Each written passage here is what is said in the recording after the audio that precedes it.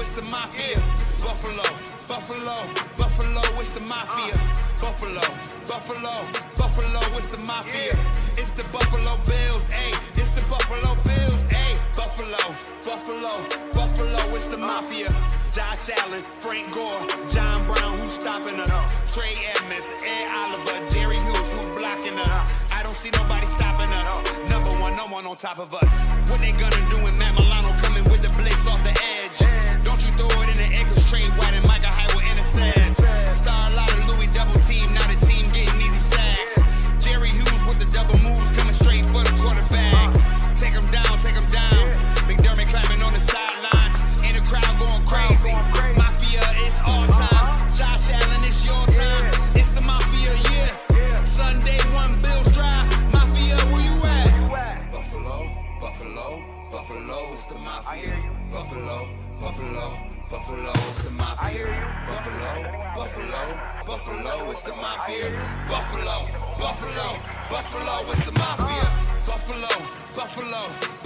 it's the Mafia. Buffalo, it's the Mafia. Buffalo, it's the Mafia. It's the Buffalo Bills, ayy. It's the Buffalo Bills, ayy. Buffalo, it's the Mafia. Joshallen, Frank Gore, John Brown, who's stopping us? Jordan Poyer, Trey Day, Rizzo, who blocking us? I don't see nobody stopping us. Number one, no one on top of us. Mitch Moore snapped to Joshallen, looking down the field, see no one open, so he scrambled right. He sees somebody open, but he off balance, so he gotta be focused. Dawkins with the block, Allen with the shot, 70 yards. Will it be caught? Zay Jones or Cole Beasley? Down the field, past the whole roster, that's Robert Foster, make it so easy. Touchdown, new era field rocking every Sunday. Got a hangover on every Monday. House money kicking, you know we winning. Joshallen passing, who gon' pass us? With Devin and Frank, you know we great. If you're not a Bills fan, we don't relate. Buffalo, it's the Mafia. John Brown, Joshallen, Frank Gore, who's stopping us? Buffalo, new era. Don Brown, who topping us? No one.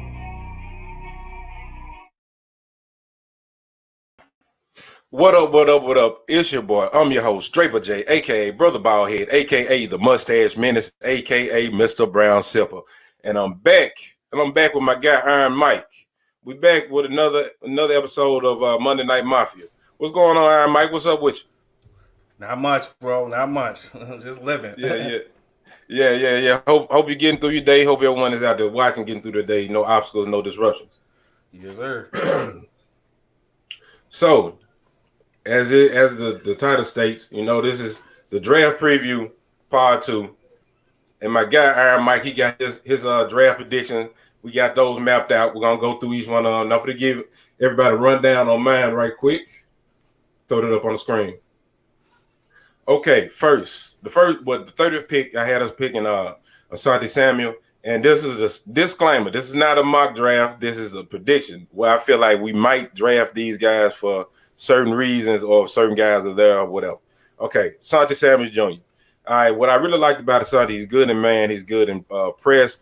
He plays with a lot of grit, and he's and sometimes I believe, like I said, that grittiness can get him in trouble a little bit. I think he may be a little bit too aggressive. All right, now then we got with the 61st pick, you got Creed Humphrey. Hold on, let me get through my notes. Okay, what I liked about when I saw Creed on tape on film, he's very agile, has a very good base. He gets up under the defender's pads well, and even if he doesn't get a good push, it's like he's like a brick wall. It's like it's hard to move him once he's actually in position. All right, next, you got Jabril Cox. What I liked about Jabril, he was good in coverage. He can cover the tight ends and the running backs. As we all know, the tight ends and the running backs have been our Achilles heel for a minute. As far as like on while we're on defense, it's like the tight ends, they do what they want. It seems like Jabril Cox could be a guy that might be a guy that we might get look forward to as far as like if we do draft him, he brings that element to the table. All right, next, Cameron Sample out of Tulane. I didn't really see much that just flew off the screen for me for Cameron. He seems like he struggles to get off the blocks. He struggles to like scrape off and get to the next level. But he probably could possibly be like a project, maybe a special team guy. That's why I picked Cameron Sample right there. It's a 5th pick. There's nothing wrong with like giving a guy that's like a project and seeing what he could be. You know what I'm talking about? Yeah, he might be the steal. Yeah. Give him about 2 or 3 years to develop. Who knows? He might be a good special teams ace, or might can be a decent rotational player in about 2 or 3 years. Okay, Shy Smith. What I liked about Shy, he's saying he's for his size, he's 5'10", 190. He's very athletic, and he seems like he's pretty decent, like a jump ball red zone type of cat. He's saying he kind of gives me that. He reminds me a little bit of Steve Smith, but he doesn't have that edge or that dog in him. But who knew Steve Smith when he came out and got drafted? He was gonna be the player he was gonna be. He just hit the scene. So yeah, Shy Smith, Shy Smith kind of gives me that kind of Steve Smith type of player. And then like the guys we got, he could be a good slot receiver. The guys we got like Cole Beasley, they're not gonna be here forever. All right, and rounding off Jonathan Cooper and Javian Hawkins.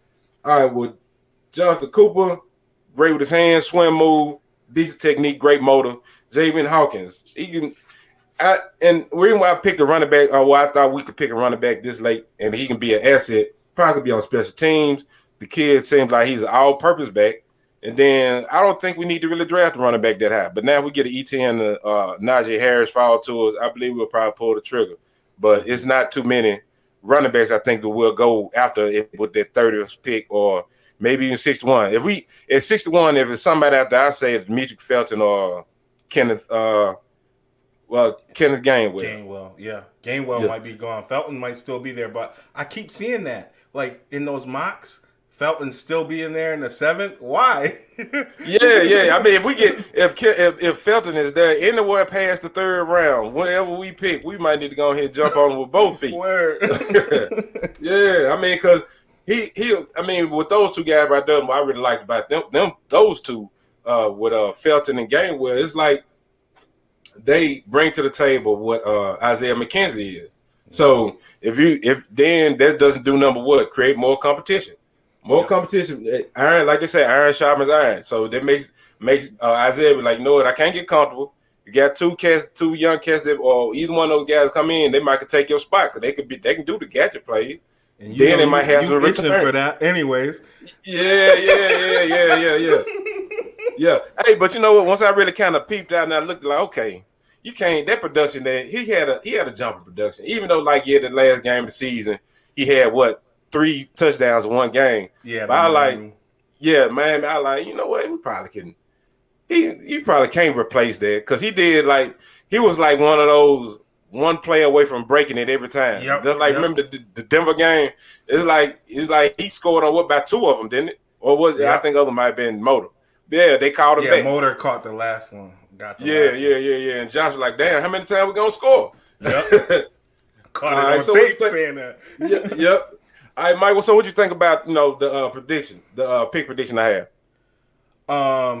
I don't know too much about Cam Sample. I never got into that one, but any defensive end help, especially for the future, is good. Shy Smith, I've heard him even compared to Deebo Samuel a little bit. So that brings that brings an element of a guy who can, run the screen game, and do the Isaiah McKenzie stuff. And I don't think that would be about him being as fast as McKenzie, is the fact that he's probably a little bit bigger and can take a little bit more of the load if he's running those screens and stuff. Asante Samuel, I mean, you can't go wrong with that kind of value if you get him. You know what I'm saying? No one's gonna be dead mad if they wake up, if they don't see the draft and they wake up and we got Asante Samuel. They're gonna be like, yo, we needed that. That's a match made in heaven for me. For real. Because it how do we say it? It's not the sexiest pick, but when you're winning games, because you put those two corners, you put Trey and Asante on each side. Now that quarterback has to take his time a little bit longer to throw. So then does it really matter who you got rushing the passer? Then does the pressure king Jerry Hughes all of a sudden start getting sacks? I call him the PFL pressure guy. Yeah. And then who'd you have? Oh, Creed Humphrey. So here's the big thing I put in my podcast about this. I put all the grades together for all the position groups. You know what was the lowest position group? The score? Which one, the lineman? The center group. Really? Yeah, the tackle group was great. So Daryl Williams, and birthday boy Snowman. Yeah, Deion Dawkins. Yeah, they had a 79 grade, which was like the second highest on the team. And then the guards got worse; they were like 60. And then the centers were horrible. So we had the new guy that we just signed, Jameel Douglas. He had a horrible grade. And believe it or not, our Mitch Morse had a horrible grade this year. And people are saying, well, it's because he had to help out and there was no continuity. But the guard grades was higher than the center grades. So yeah, and then like you said, those guys that's been the majority of the line. You got Mongo on one side, and who was the other guy? Who was the other guy? Botker. Yeah. And you know what? Ike really didn't play too bad to me this year. I mean, he's a good fill-in guy. Remember the one game where they kept trying to find the right rotation, so they brought him in, and we was getting yards, and he would come out, and it was like, get Ike in there. The holes was opening up when Ike was in there, and then the next game it was like iffy. But so that Creed Humphrey pick that you got, once again, it's not the sexiest because people just don't want but he could fill in at guard right now, any on the line, but he's a true center. Like he can really, take us into the future.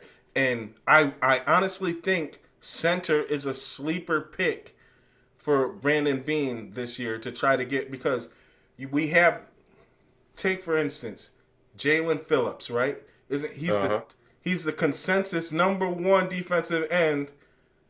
But I'm not too big on Jalen. Me neither.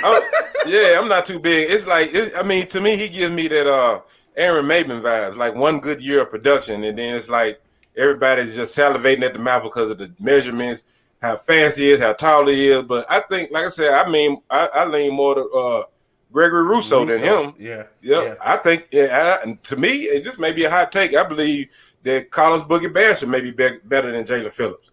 Carlos Boogie Basham gonna be in this league for years, just creating pocket pressure. I'm telling you, he gonna be in it for years. Yeah. As long as you can push the pocket, you good. You eventually get there. So the Creed Humphrey pick I really like, and I think Beane. So what I've come to notice since I've gotten to know you, is like you must have a research log somewhere or something, because every time I'm like, man, that ain't no good pick. And then I'll get into my own research weeks later. I'm mad late to the game. And then I come back across the dude you said, and I'm like, damn. Yeah. If I would have just listened a week ago, man, my boy had put me on early. Yeah. Like but see what it is. Yep. See what it is. It's like all those measurements, the combine, the numbers, to me, those are great. But when you cut on the tape of a player, no matter what level they're playing on, they playing in HBCU, if they playing in outside of the Power 5. If he looks like a man amongst boys and he just look like he just having his way out on the field, you might want to look into him then. That's when we get into the combine numbers and all that. There's something to that. Yeah. Because you can't measure the heart in the dog. You know what I'm saying? You can measure the size of the player, how fast he is, but if somebody has that dog already in them, you can't measure that. You know what I'm saying? That's why I kind of go by it on that field. That's why sometimes I find cats. But then, like I said, you put me on Quiddy Payton. And I was thinking like Quiddy, he too good on tape. You know what I'm saying? He ain't gonna be there. But now it's like they saying he dropping. We mess around and get our hands on Quiddy Payton, it's over with, I think. See, I love Quiddy Payton. Once again, I was high on him, super high on him. I'm still super high on him. I love him. He improves our run game right off the bat. But I wish he was just a little bit more quick twitch in the pass game. Because the things that he's good at, he's actually learned to be good at. He's a great technician, which is going to help him be in the league for years. But I want me a guy right now that can just fire off and say, Mahomes, get over here, like in the Mortal Kombat movie. Get over here. Yeah, like Scorpion. Yeah. Did you see the movie? Yeah, I already seen it. Yeah, I said I wasn't gonna watch it that night because I was trying. I got other stuff that was on my slot to watch, like the Falcon and Winter Soldier. You know, I'm a Marvel nerd too. So hey, but I might need to start a whole Marvel podcast. But yeah, I watched that another show. Yeah, I'm like, man, I got time. I mean, I watched the first 30 minutes of it. Ended up watching the whole movie. It was pretty good. It was pretty good. All right. Let's go get into yours over Iron Mike. Okay. Let's check. Now I'm finna sit back and listen because I know you got plenty of footage or plenty of tape on a lot of these cats. All right. Aziz Ojulari. So we got Jerry Hughes. He's 32 years old. Yeah. The pressure king, the PFF favorite. But at some point, these quarterbacks got to start hitting dirt. Yeah. Aziz Ojulari, he touches the quarterback. He don't just get air, get around, get pushed around. He finds a way. He has a great, just enough bend to get. He's to get around the corner. To get around the corner, you start to see him with hands on the football when the quarterback starts to throw. He's gonna make that quarterback step up into who? Ed Oliver. Right? Yeah. So it's not all about Aziz being the man. It's Aziz being the man with Ed and Star and AJ Epinesa. They make him better. That's why I feel like he can be a help for us. Let me jump in and ask you this then. So we got Aziz. You think he'll be able to jump in and add to the cast that we already have, right? And make everyone else better, or at least bring everybody's game up. Yep. He's a what I call a force multiplier. What he does makes everybody better. Yeah. Ed Oliver, Star Lutalele is a force multiplier. What he does, because when we did have Star, that made I see what you're saying now. Yep.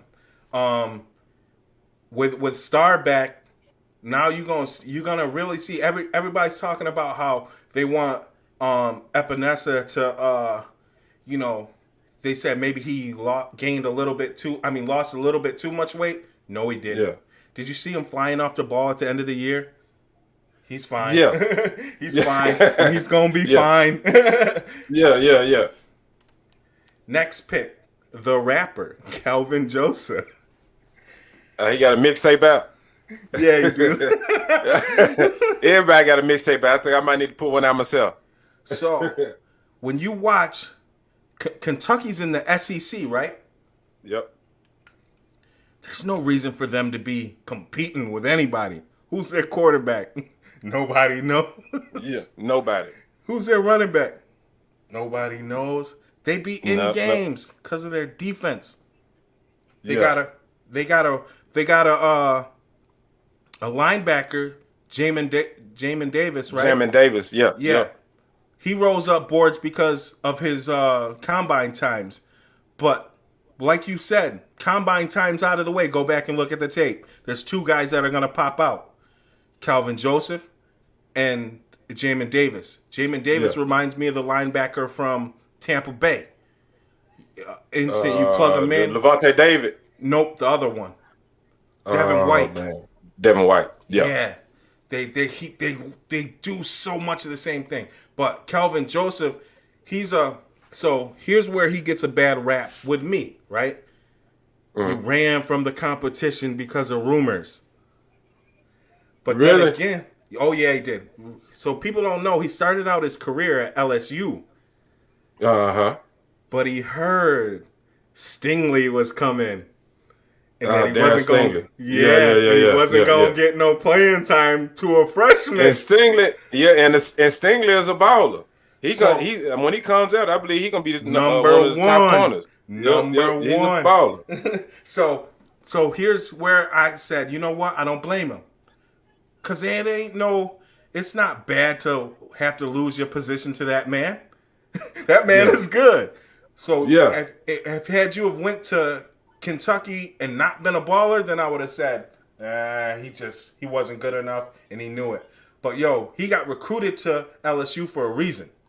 He's up there when it comes to coverage, guys. He really is. And he loves to lay the wood in the run game. And as you know, if you play opposite Trey, that position is going to have to be able to tackle because they're going to attack you, you know? Yep. They're gonna run a lot of sweeps around your side. They're gonna throw over there. They're gonna pick on you. Yep. The next guy I had up there was Kay Johnson, right? Yep. Hold on. I'm gonna bring it back up. Kay Johnson didn't even come on my radar until the Senior Bowl. And the guy I was looking at in the Senior Bowl was a cornerback, Trey Brown. I like Trey Brown, but Kay Johnson was toasting everybody. Every cornerback, everybody was like, oh, yeah, all the Syracuse corners. Kay Johnson was burning their ass up.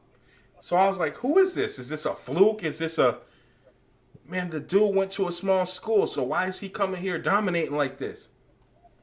He has that it. He just has that it.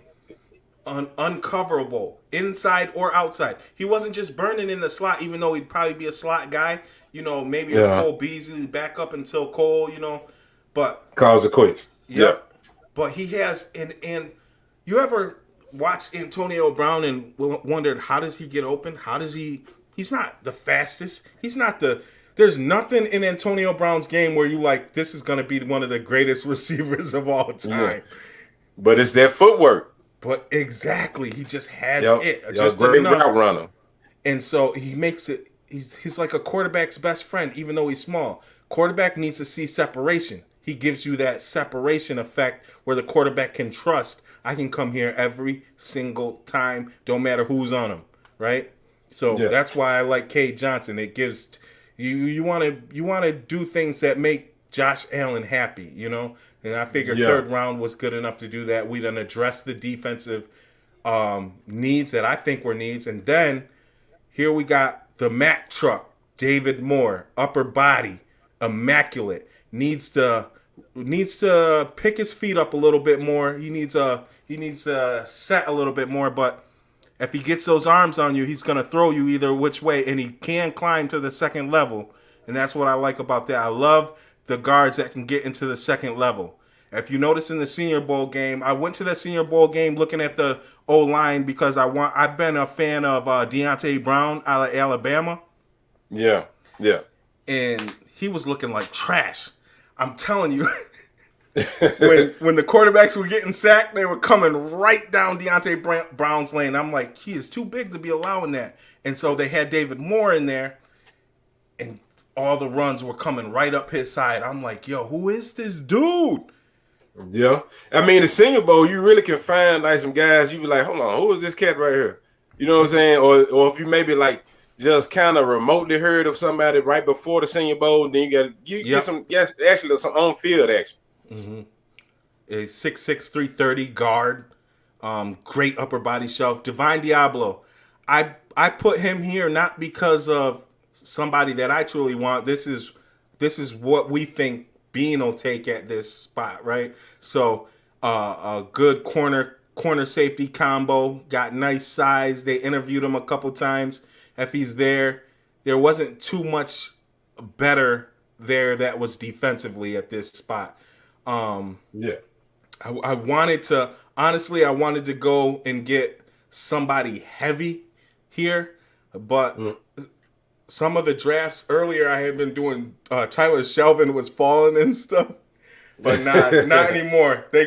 He done found his spot back. I couldn't get him late anymore. So, and then I got Victor Dimukeji, just another small pocket pusher who will have to fight to make the team. He's not athletic enough to physically freak his way onto the team, and he's also not technical enough to be that guy where you're gonna be like, well, he can come in and win by technique and find a spot on the team. He's just enough of both to if he fights hard enough, if his heart is big enough, he can find his way. Because he's not going to stop. He does have a great mortar. And Jordan Smith, I don't know how 236, he ain't going to be there. He's a freak. This guy is 6'7", 220 pounds, linebacker. Middle linebacker. He plays the same spot as Tremaine Edmonds. And you can move him out. You can rush the passer. You can do what you got to do. A two-level player. And so if you can get a 2-level player in the 7th round, you gotta grab him. I don't think he'll be in the 7th round. So you think? I mean, so he's kind of like is he like a Tremaine Edmonds like clone almost? No, he's not smart enough. He doesn't play Uh, Tremaine Edmonds smart. He's more instinctive than Tremaine. He'll come downhill.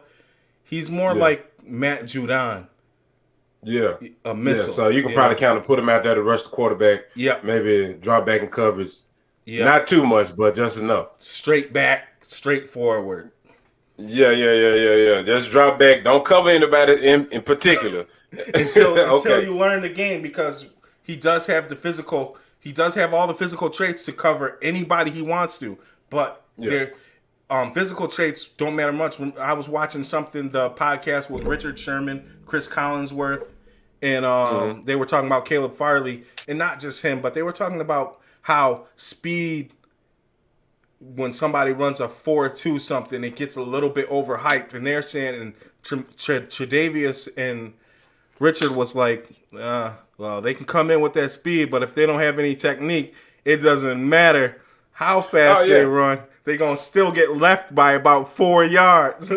Yeah, I mean, because having speed, technique wins over speed any day, because you're technically sound. Then that's when if you have speed, that's when that helps. That helps. Like, if I can say it right in the right way, if you make a mistake, that shortens the mistake curve. So if you get beat by 5 yards, you can make that 5 yards up in no time. But you got to most definitely know technique first. Technique is better than some talented players. I mean, just look at guys like Michael Irvin. And he wasn't the fastest receiver, but he could get separation. He knew how to work those routes. Yep. So, you got to be technically sound. Just like what you were saying about the receiver earlier, that always seems to get open. That has great footwork. And that's K. Johnson. So that's like Stephon Diggs. So that's kind of like the same thing when great technique and great talent meet up. So then you get opportunity. So he got his opportunity here, and then I never knew he was that type of route runner until we actually got him. Then I seen him working out in the summer. I'm like, hold on, his footwork just kind of, it's immaculate. I just thought him as just I just thought he was just a guy that can go up the field, some deep routes, maybe some deep in, deep out type stuff. He can run the whole route tree. And just think, he didn't do as much of that as he can. He wasn't doing the 20 yards up the field, 40 yards with how they were doing in Minnesota. There's still more to his game. Yep. Take a pause for a call a second. If you're checking me and my guy Iron Mike out over on Facebook, hit that like button, share, and tell a friend, and hashtag all about the Bills or AATB is in. Let's make this thing trend. If you check me out on YouTube, make sure you hit that like button, hit that notification bell, and make sure you subscribe so you can stay up to date on all things all about the Bills. Jump in this comment. My guy Pierre Martinez, appreciate you for checking in. They said speed going forward is not the same as speed going backwards. That's what I guess. Yeah. Speed going forward, you're right. Because like backing up, it's hard to back up at full speed. Yep. And remember who was the corner last? He was so good at the back pedal. That's why he what's his name? He went to Detroit. I was high on Jeff Okudah. Oh yeah, Jeff Okudah. Yo, his was so smooth. I mean, he didn't have the best of years, but it's gonna be hard to get him out of his break. He run fast as hell backwards. Really, I knew he was a good cover corner, but I mean, look at the situation he's in. I mean, he probably is one of the best players on defense. He's in Detroit, so it's gonna take a minute. He might have to go to another team. Yeah. If it work out there, then it might work out. But if 9 times out of 10, when it's up to the player, it's like when they like, well, there's nothing we can do. There's nothing we can do here. I'm trying my best. I played out my rookie contract. Yeah. Let me go see what's going on somewhere else with a contender. You know who Okudah reminds me of in his situation? Remember when we had Antoine Winfield? Oh, yeah. Just too good of corners to be. But we done ran through some good corners. I hate bump and run when we're and play with the competition. But, I knew he was going to do that. I'm still mad about that. Yo, did you? But remember what his face looked like when he first got drafted to us, though, bro. He did not look happy. You remember that? That boy looked like he was about to cry. Yeah, but then with him, his facial expression is always just always blank. Yeah, it's like that always. I had a friend in high school, same way. For real. Mm-hmm. Yeah, I got a partner just like that now. You'll just never know when he had to be real excited. I seen he played football together. My guy Justin. I'm talking about I think we had we all played on the offensive line, if you can believe it, as small as I am now. But we all played on the offensive line. So the hole broke open where the running back broke, maybe 30, 40, 50 yards down the field, scored a touchdown. I think he won the game, whatever. That was the most excited I've ever seen him. He was jumping up and down, hollering like, damn. He's like, he'll do this really like real late. I'm talking about I'm laid back and reserved. He got me beat. Yeah, I bet you were surprised as hell. Like, what? Yeah, I didn't know who he was. I thought it was another player put his jersey on that was just jumping up and down. But yeah. So let's move over let's get into, they've been talking about it off and on. All right, Mike, we'll get into the Josh Allen contract prediction. We'll get into that. All right. I'll let you take yours first. All right. I tried to base mine off of a mix of the Patrick Mahomes contract and the Dak Prescott contract. Yeah. Now, I believe... Now, so people will flame Dak Prescott saying he ain't worth the money he got, but Dak Prescott, before he was injured, was on pace to throw a 6,000-yard season. That ain't never been done by anybody. And and he wasn't. You know how some people, they're pressing and it's like they'll fall off from that pace. He wasn't pressing. Yeah. There was nothing he was doing outside of himself. Yeah. There was nothing he was doing outside of himself where it was like, well, he'll fall off by the end of the season. Nah, he was doing that with Zeke still being drunk Zeke. But again, Zeke wasn't he was really carrying the offense. Dak was carrying the offense. Word. And so I feel like Josh is better than Dak still. And he gonna be better than Dak. So you gotta pay for potential as well. Because when you get that second contract is a potential contract, because that's when the people who are signing it, the players who are signing it, know you've already underpaid me for my first contract with that rookie scale. Like Josh, if you had to pay him for what he was actually worth this year, then you would have had to pay him over $20 million already, right? So he got paid $5 million. There's a $15 million gap in between that. Yeah. And so they're trying to make up for it on the second contract. Now you're gonna think Buffalo's. The guy said how much guaranteed. Man, I didn't get into the logistics of it because I'm not a true numbers guy. So I wanted to make it where it was like $42 million a year, and then knowing Bean, he would have it worked out where there was some way that they could structure it so if they had to add guys and pay Josh at the back end or void the back 2 years, or, that's just something that's speculation, and I'm not smart enough to get into those number things. That's not what I do, so I didn't want to get into all that. So my set thing was I feel like he's going to be worth about $42 million a year. Whether they go there, I'm not sure, but that was my prediction. Okay. Well, mine, as you see down the bottom, apologies to the people that they're gonna be listening to the podcast later. But mine wasn't that big. Mine was like a 4-year, 185 extension. And here's the method to the madness. I got it all wrote down. All right. So going into 2021, Josh is gonna make $900K, right? $900,000. Picking up that 5th year option, that's $24 million. Now, when the contract actually kicks in, so which in totality, I have the whole contract being 6 years, $210 million. So in 2023, it'll be 45 year, 2024 to 46, 2025, 47, in 2026, 47 as well.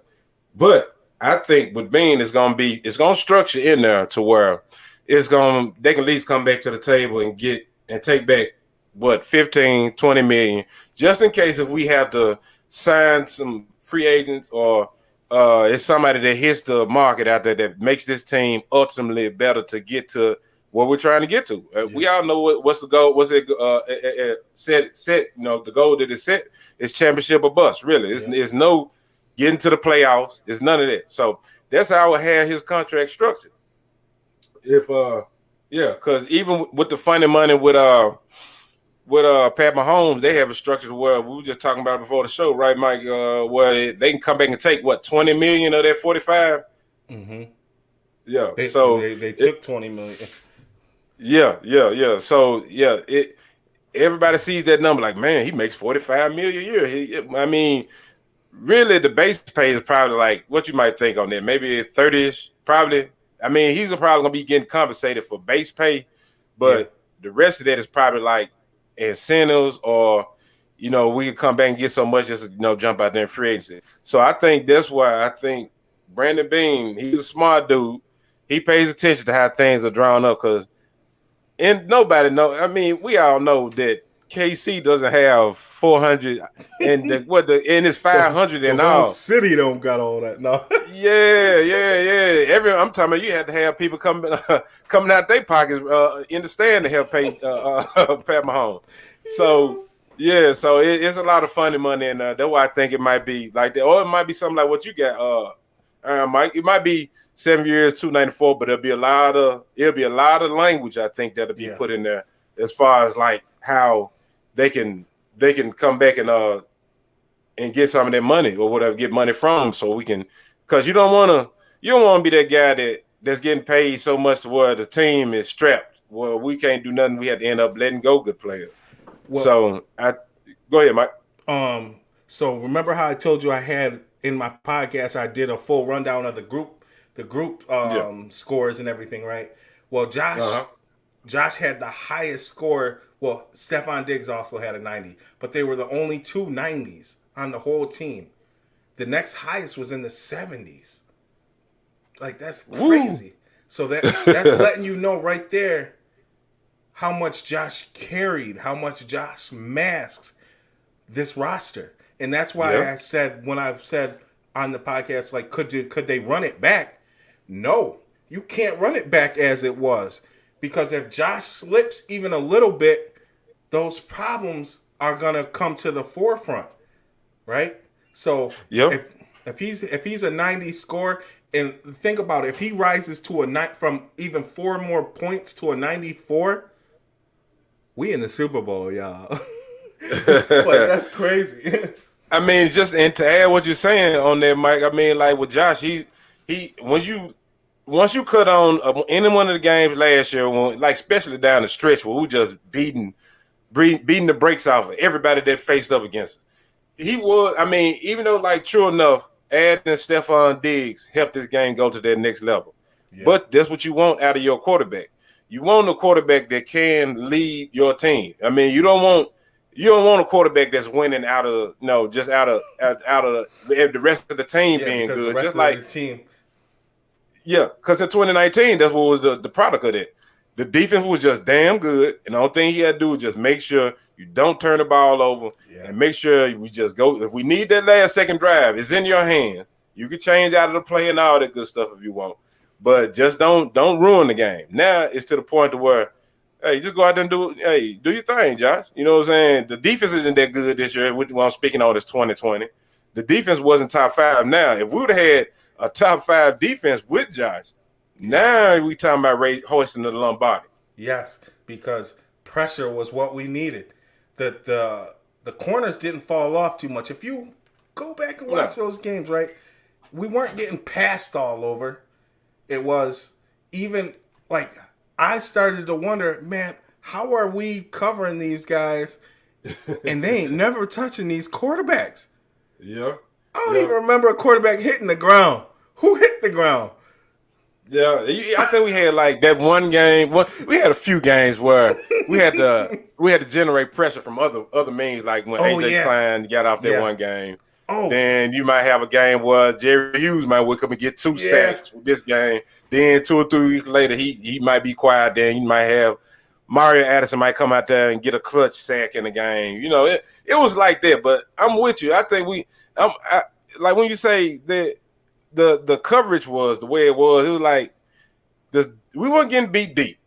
It was like they was getting us underneath with those tight ends. They was tearing us up on them early downs.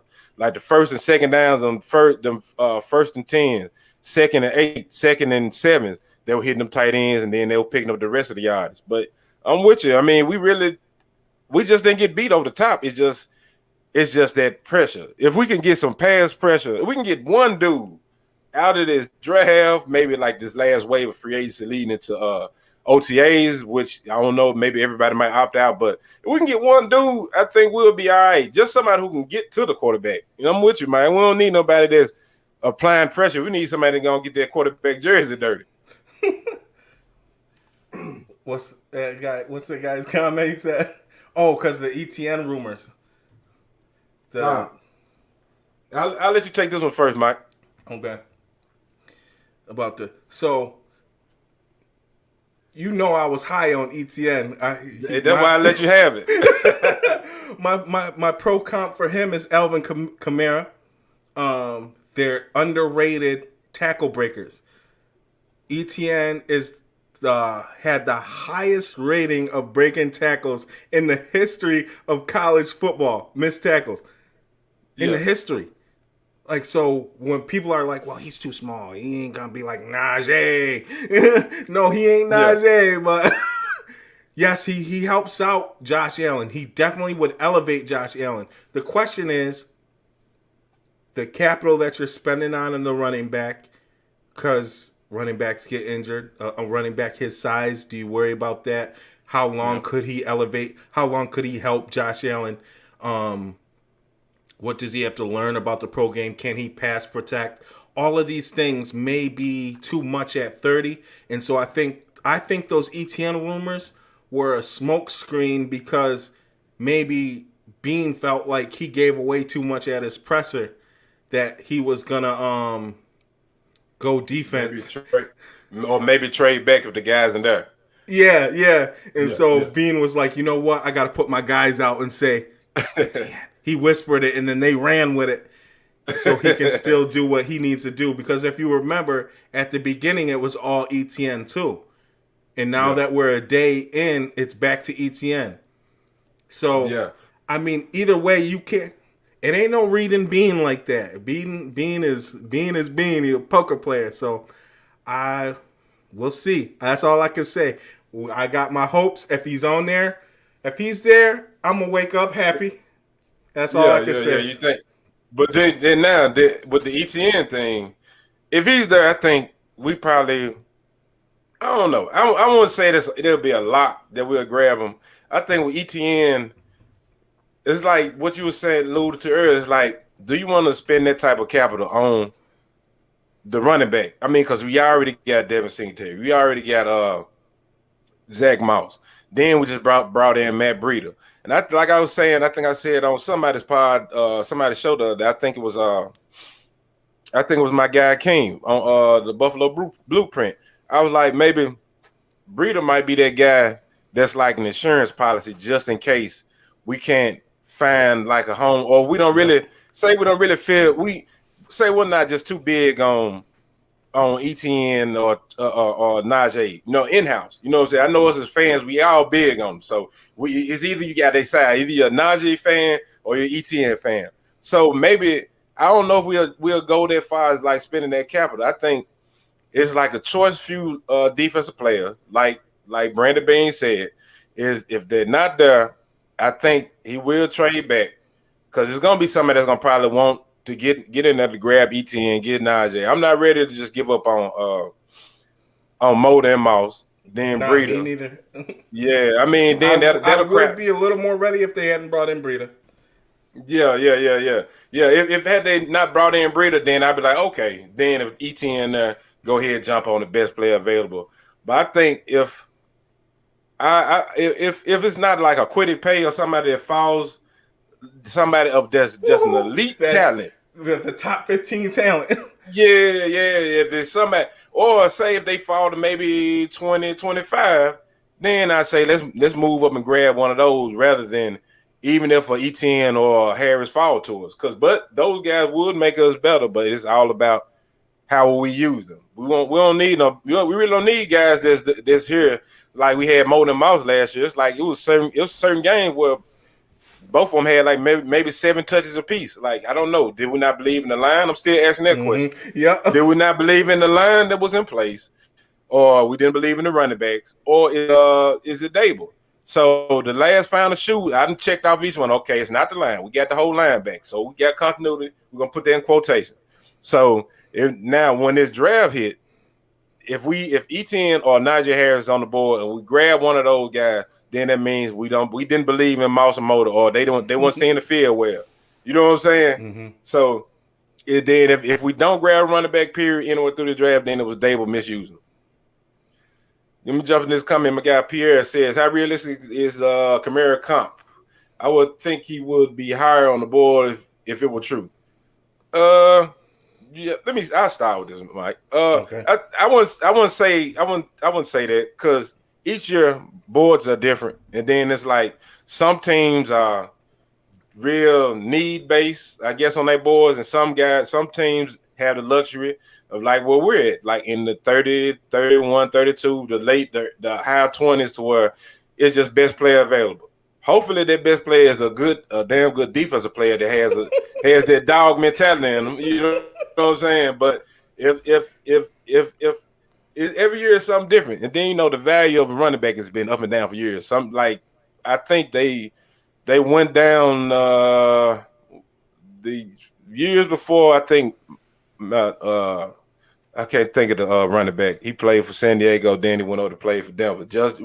What was his name? Melvin Gordon. Oh, Melvin Gordon. And what's the other running back? Get a contract. Yeah. It's like around that era there. That's when the running back finally came back in style. You know what I'm saying? Because they had fell off, and folks was like, ain't no use of spending the first round draft pick on it. I can pick up some of these same type of players, same type of running back, second round. So I think it's like with running backs, running backs are not valued like they used to. It's like they got to come in second, third round to really prove it. And then for them to even have Kamara, even as a first rounder, to be invited, that's pretty high. You know what I'm saying? So what do you think about that, Iron Mike? About what Pierre Martinez asked? We might give too long-winded. I love the question. That's first and foremost. Pierre is asking an amazing question. The reason why I would say it is a realistic comparison, but it doesn't mean that he has to go higher, is because how many Super Bowls has Kamara went to?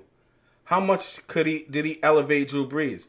Now, you got to think, Drew Brees was in need of dump down throws with his arm retiring before his mind did, right? How many of those throws went to Kamara? How effective was Kamara after Ingram left? Like, he had one game where he broke out and you were like, yo, that's the Elvin I remember. But so it's like, do you want to go first round for that? Even though you need it on your team. You definitely need it on your team. It definitely adds to the offense.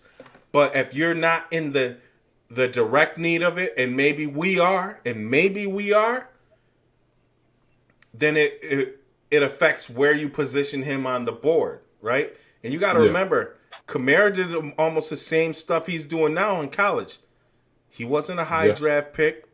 No, he wasn't. He sure was. He was like maybe when they get him like third round, second round, something like that. So I don't even know. Maybe lower. Yeah, I think it was lower than that. Yeah, because I remember them like I'm in the South, so all the SEC is always played on television down here. So I used to watch him. I was like, he got something. He has a little it factor, but then I was like, damn, why is he rated so low? Yeah. And then he's not at least first round type talent. And then I mean, lo and behold, he got his chance in New Orleans and really ain't looked back since. The reason why Big Trust ain't there. Yeah. He the reason why Big Trust ain't there. But they should have stayed together because they were Yeah, good yeah. together. Yeah. I think Big Trust works better with another running back, but now it's like the game passed him. Now it's like the young boy, Yeah, the let other me young go. boy that took his spot. Yeah. Yeah. All right, man. Pierre Martinez, man. I am not sold on running back, but if I'm picking Kamara, I will go for it. I mean, yeah. But like Iron Mike just said, it's something like that adds another dimension to your offense, and that's a dimension that we could use. We never really, for some reason, last year we got away from the screen game. I don't know what was up with that. Yeah, we didn't throw no, and then I think we have the backs to do it. It was and like the receivers. Diggs is a great receiver for screens. Yep. I don't. Let me see. I think they audible into a few screens with The one with Diggs, smoke. but yeah. That was like right close to the goal line. So I think we need to bring that aspect back because we do have the players to do it. I just don't want us to go get an ETN or Najee Harris and it's really Dable not using them. And for rightfully so, you got Josh playing at an MVP type of caliber season. But you don't want to go to the well too much on it. You know what I'm saying? Every time you drop back to pass, it's a possibility to turn it over. What you think you're add on that, Mike? When you're doing this, you're thinking, how does it close the gap on Kansas City? So you're asking, does add an ETN mean we can go score for score with Kansas City? I don't think it does. Does adding defense mean we can put a little bit of brakes on Kansas City? I think it does. And then can Josh then take the sum of his parts and go blow for blow then? And I think he could. So that's why I say defense over offense, because I believe if we get the defense to play just how it played last year and let Josh play how he played this year, that'd be a deadly combination. Exactly. Yeah, but to piggyback on that, I think I'm with you because I mean, just think about it. How the defense is set up. The defense is not set or just around one person. It's 11 people working at the same time. Not to say they don't do it on offense, but when you pass the ball or hand the ball out to the one person, that's what it becomes about. So if we're out there like trying to add elements to like go blow for blow with the team, I wouldn't, me myself personally, I wouldn't like to do that with anybody like a Kansas City or Green Bay who might have to go score for score with. Because eventually it's gonna run out. Yeah. Eventually somebody gonna fall short and somebody else gonna get the ball back and score. And think about this. Go ahead. The if we're playing Green Bay, like they have some of the necessary pieces to slow us down. They have a top cornerback to cover Diggs. Not that he can cover Diggs, but he can frustrate him. But then, the way what's his name runs routes, it's hard for anybody to cover that guy off the line. Devontae Adams, yeah. And so you start to ask yourself, is it really about blow for blow, or do we get guys who add to the 111 structure that we do? You know what I'm saying? Like, yep. Because we saw what, like, you can't discard what Tampa Bay did. You can't. Nope. I don't care if there wasn't no tackle. So so they're saying the tackles were not in the game. So that's what people are gonna say, right? Well, it's the defense's job. You don't get to the quarterback anymore, right? Jerry Hughes is number one because he's the pressure king, because you don't get to the quarterback that much anymore. They throw in 2 seconds or less. So who do you have to take out of the game? You have to confuse the O-line. You have to slam guys into them. You have to stunt and make them go crazy, because when they're confused, now the quarterback is starting to not trust where he can step and where he can plant, and he rolls out. So you have to get guys who can dominate the O-line, right? Yep. And we're go ahead. Our continuity is good there, right? So it's what they say. So we need to so they say now. We're gonna see. All right, now take a pause for the calls for a second. If you're watching us, me and my guy Iron Mike out on Facebook, make sure you hit that like and share. Tell a friend to tell a friend that hashtag AATB is in. Let's make this thing trend. If you checking us out over on YouTube, make sure you hit that like button, people's elbow that subscribe button, and drop kick that notification bell to make sure you stay up to date on everything all about the Bills. All right, now before we get out of here, we're going to go jump into this. It's something I threw together, some kind of fun, maybe a little interacting. And y'all in the comment section, y'all tell me what y'all think. Since we know once after the draft hits, everybody knows that the scheduling thing's we're gonna finally get when and where we play teams what week. So here we go. This is mine I put together today. And all right, what do we think? All right. First week, this is my prediction. I think that we're gonna be the first Thursday night game. We're gonna play Tampa Bay at their house. We're gonna get that first Thursday night. I think Josh Allen versus TB12, the showdown that we was wanting in the Super Bowl, but we never got it. But I think they're gonna go ahead. There's gonna be that. There's gonna be that one. Yep. All right, week 2, I got us. I say on the road, and this is a quick disclaimer. I know some of them don't have home road, but we know who I would play at home. But then, I got the Patriots on her twice and Dolphins. There's like division. So I'm going to explain which one is which. Or not. And then if it turns out to be anything like this, the homes may flip it even in real life. But no, not to get too long-winded about it. All right, week 2, New England against on the road. Week 3, we had the Jets at the house. Then week 4, a big showdown. As you see, I got the little blue dot next to it. That's the Monday night game. Us against the Kansas City Chiefs. Now, Iron Mike, the first 4 weeks, how do you think that do you think that might be close to it, or you might think it might be another way around? They might not even give us that first Thursday night game. They might hate on us. I think they might hate on us on the Thursday night game, the first Thursday night game. Yeah. I think they're gonna get us a little closer to Thanksgiving again. You think so? Yep. Because that was a hit. Yeah. So you think that we might actually be that third game on Thanksgiving, that random Thursday night game? Yep. Man, that red, white, and blue on there. Oh, bye. Yeah. Boy, all right, but looking at the schedule prediction, who you think they might give us on that Thursday then?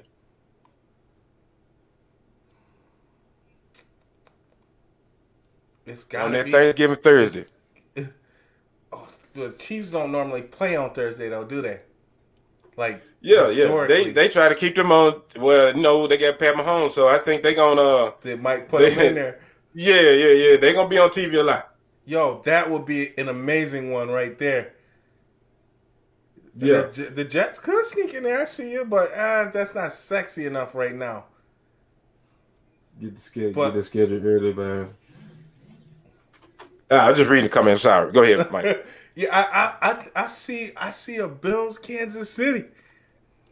Yeah, I think they might throw us in there, go and give us their early test, because I think they still gonna try to throw things at us to we want to see if y'all really real. Really real. Okay, we're gonna give you Thursday night game, big lights, y'all against TB12. Then okay, what?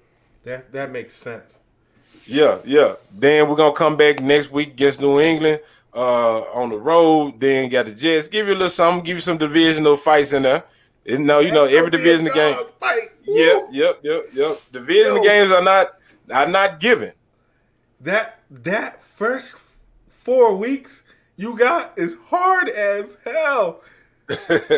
I think that's how they're gonna do us. I think, like I said, the second week they're gonna probably want to see if Belichick, whatever you got. You know what I'm saying? We don't want to get you too late in the season. Y'all might actually not be that good.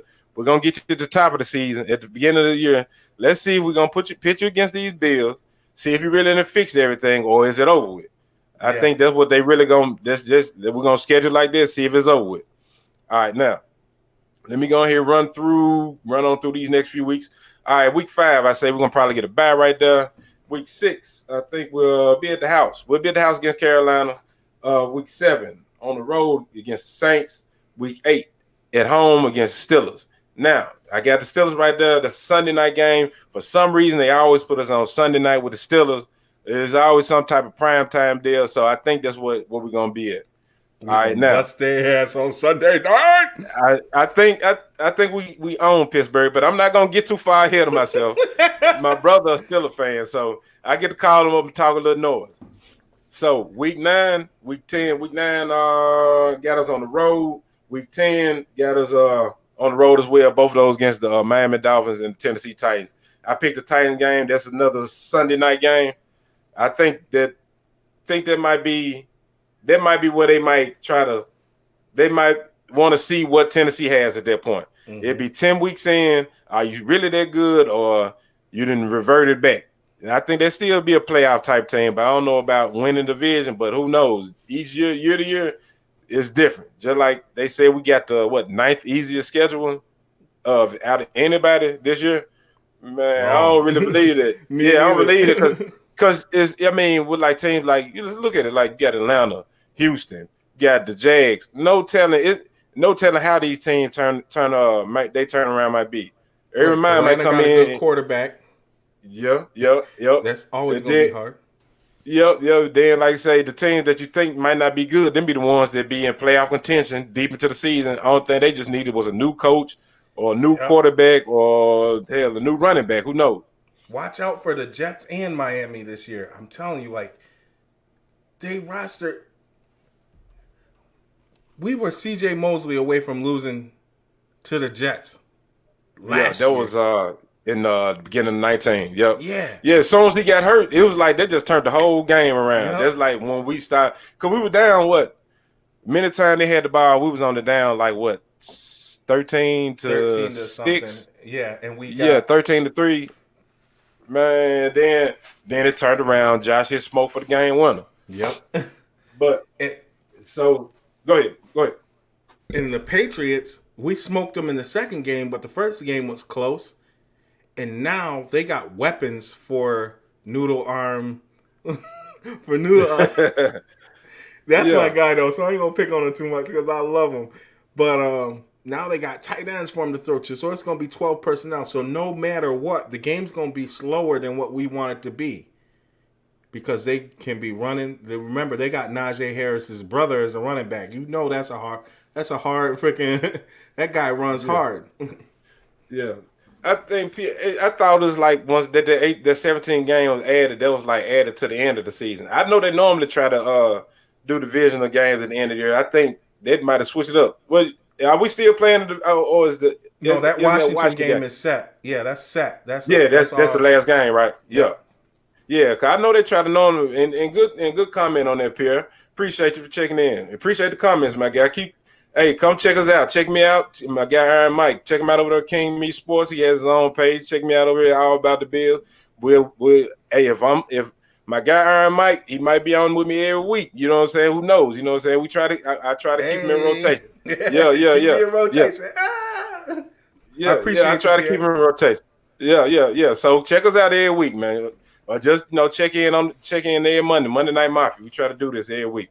But let me go run through these last few. Well, like I said, okay, next highlight is everybody sees it.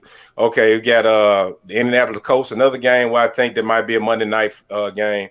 And then the interesting game right here before I take the graphic down is that game week 14 against the Jacksonville Jaguars on the road. I think that will be a flex game because I think people will want to see Josh Allen versus Trevor Lawrence. And to me, I think their skill set is very much similar. I want to know at that point of the season how he looked. Because, I mean, just think about when we faced Justin Hibbert. I mean, he didn't look like he was gashing everybody else to 250, 300 yards. When we played against him, we didn't stop him, but he looked like he looked the part. So I'm asking you, Iron Mike, do you think there would be a game they might give us kind of in that same slot where we played Denver? They flexed it into a Saturday primetime game. And what do you think about that? Josh Allen, Trevor Lawrence. Whew. I'm going to love watching it to see if I want to see if Leslie can confuse the man because he going to be good. Once they got to build it, they got to build the team right. They got to do it right. But Urban Meyer's a builder. He ain't gonna skip no steps.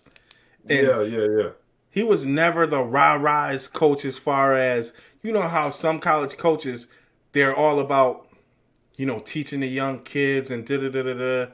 Nah, Urban Meyer was a recruiter. You know what I'm saying? So he'll translate okay to the pro game because he connects with guys, but he's not like getting on killing them like a Tom Coughlin. Coughlin can't connect with these guys no more, man. Like, no. Tom too old. Yeah, I think I'm with you on that. I think with Urban, he one of those coaches that will now hold you accountable. Yeah. You know, I mean, I think long as some of these college coaches, my biggest fear is that, you know, you gone from coaching kids, well, young men, I say that, I put it in that manner, young men to they're about to go get those contracts. Now you're coaching grown men and that have families, have things on the line. So my thing is being able to connect with the veterans. Because the younger guys, he probably connect with. Like when Trevor Lawrence comes in. Already. Yeah. So like when Trevor Lawrence comes in, he probably connect with that draft class of the younger guys. I just sometimes I don't know, could they connect with those veterans. And then as a coach, when you come into any locker room, best thing you need to do is get on your veterans' good side. If you just can't, if nothing can work out, then okay, it's time to ship you off. Kind of like what McDermott did here. Yeah. Like with Marcel Darius. I mean, I don't think they just really were just buying in. Jerry Hughes was one of those type of players that had to, you know, he was a younger Jerry. So yeah. So once he saw his drag racing partner, he got cut and got let go. Like, you know what? I might need to get my mind. Yeah. That Marcel cut hurt me, but I wanted him. That was my guy, man, from day one. I love Marcel. I like Big Marcel though. I like his attitude. He had like that grit. He had a little dog in him. Yep. And then, but I think he had got to the point where I think, to me, and this is just me, I never read anything about it. Maybe his talent, he felt like, I'm just so talented, I already arrived. Yeah. You know what I'm saying? I shouldn't be having to do this, do that. You know what I'm saying? Even though, Rex Ryan had him and Mario Williams dropping back into coverage when you should have them rushing, but you should have that no matter what type of mentality. Yep. You know what I'm saying? Whatever they ask me. Yep. So, all right, Iron Mike, we've been on an hour and 7. Before we get out of here, can you tell the people where they can find you at? King Me Sports, baby. That's it. Anywhere you see King Me Sports, that's where you'll find me. King Me Sports Network on Facebook, King Me Sports Network on Instagram. You can even find me on TikTok now, but you have to go under my regular name, Iron Mike Smith, and you'll find me. All right, before we get out of here, if you're liking any of the content that I'm bringing over here at All About the Bills, you can check me out on Facebook on my regular page, Draper Jackson, and the All About the Bills page over there on Facebook, Twitter, Draper Jackson 1, All About the Bills on All About the B _ on Instagram, and if I'm losing you with all these, click on this, click on that. Go to aatb.buzzsprout.com. It has a link to the podcast. Any provider that you're a part of, you can find me on any one of those. And it has a link to all my social media platforms. So we out of here like last year. Peace. Hey. Go Bill.